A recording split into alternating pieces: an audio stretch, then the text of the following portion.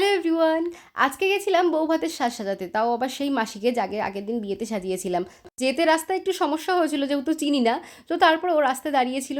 আর চলো শোনোদের ভাত কাপড়ের কথা। তিনবার বল।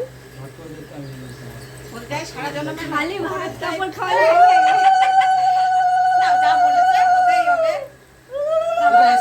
এবার তুমি ভাত কাপড় রাখো, রেখে প্রণাম করো। একটু ভালোবেসে বলতে আজ থেকে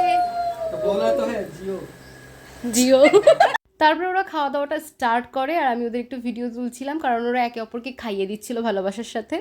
আর যতক্ষণ ওরা খাচ্ছিল ততক্ষণ আমি ঘরে গিয়ে পাখার তলায় বসেছিলাম, কারণ গরমটা কিন্তু ভীষণ পড়ছে। আরও খাওয়া দাওয়া কমপ্লিট করে আমার কাছে এসেছিলো সাজতে।